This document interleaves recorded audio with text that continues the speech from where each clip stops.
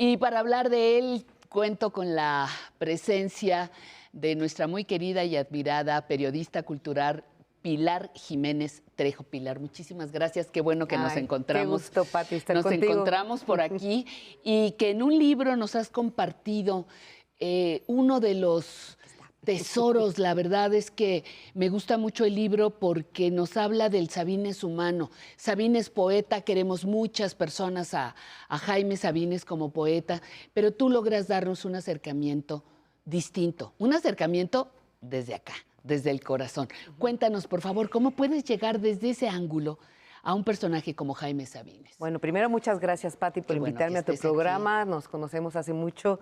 Creo que compartimos pasiones por el periodismo y por el periodismo cultural con mucho entusiasmo y mucha alegría y mucho orgullo. Gracias, qué bueno. Bueno, pues este libro se fue construyendo porque yo, como muchos jóvenes, de adolescente conocí los poemas de Sabines, los poemas de amor, cuando uno empieza a enamorarse, esos poemas de yo no lo sé de cierto, pero supongo que un día alguna mujer y un hombre se aman. O muero de amor por ti. Entonces lo conocí en la secundaria, en la prepa lo leí, un poco como Sabines deseaba que lo conocieran los jóvenes, sin saber quién era, conocer sus frases y sus poemas. Sin saber quién era. Así lo conocí. Y ya, bueno, en la prepa supe que había este poeta, compré el recuento de poemas y decidí estudiar periodismo y decidí dedicarme a cultura. Y cuando entré justo en Canal 11, porque yo estuve trabajando aquí en un noticiero que se llamaba Hoy en la Cultura, el primer noticiero cultural. Que hablamos hoy hace rato de él. Sí, el primer noticiero cultural de México, un gran noticiero. Entré a trabajar, a hacer mi servicio social y me quedé, por suerte, como reportera. Y les dije a mis compañeros que yo quería entrevistar a Sabines. Me dijeron, ¿cómo crees? Sabines no se dejaba entrevistar, era el año 89. Y no le gustaban los periodistas. Era muy leído, pero no le gustaba que le hicieran entrevistas. Así es que lo fui a buscar a la Cámara de Diputados porque había entrado por segunda ocasión como diputado. Y yo solo fui para conocerlo. Y cuando llegué yo creo que le caí bien porque fue como él hablaba de las cosas que estaban pasando en el país y la política y yo le decía, oiga, y su poema de Tarumba, oiga, ¿y cómo hizo para la muerte del mayor Sabines?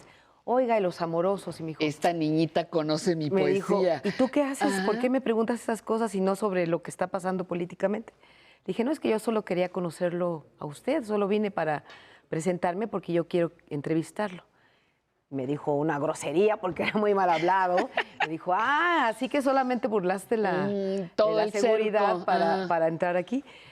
Y yo creo que le caí bien y dijo, bueno, ándale, pues te voy a dar la entrevista. Y me dio una primera entrevista para Canal 11 y a partir de ahí empecé a visitarlo. Empezó, digamos, una especie como de admiración de mi parte para él con su obra. Y cuando iba a verlo, Pati, porque justo él se enferma esa última década de su vida, cuando poquito después de que yo lo conozco, vive enfermo durante una década, tiene más de 40 operaciones, pero se vuelve muy famoso. Es la época en que Sabines ya no puede dejar de ser famoso porque todo el mundo lo conoce en la calle, porque da ese concierto precioso para Bellas Artes, cuando cumple 60 años y 70.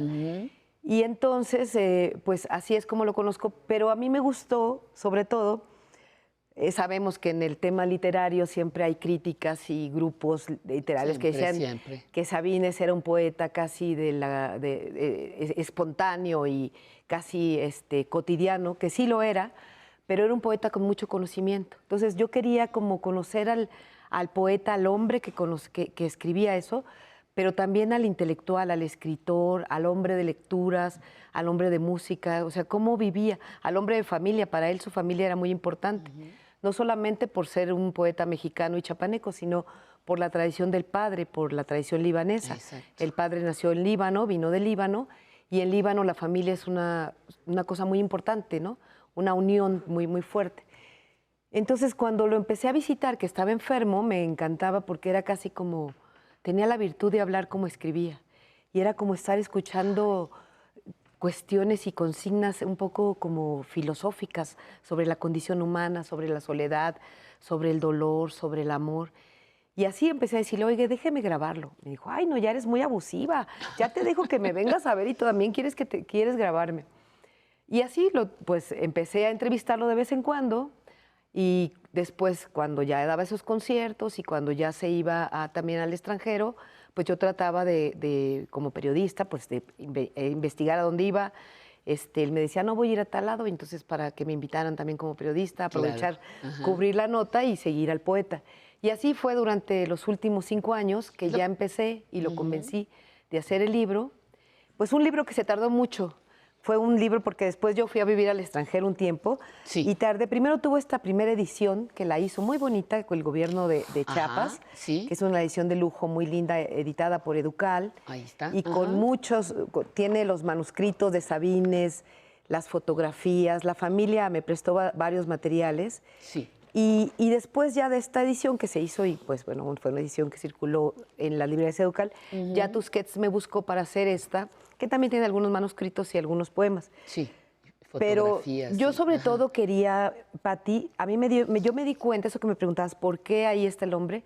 Porque me di cuenta que él hablaba de una manera muy contundente, muy fuerte, muy llena de emociones. Y entonces dije, esta biografía tiene que ser escrita en primera persona. Yo tengo que desaparecer. Es el poeta el que va a hablar, es el hombre el que va a contar su vida. Como él decía en muchos de sus poemas, uno es el hombre, ¿no? Es el poema que le gusta mucho.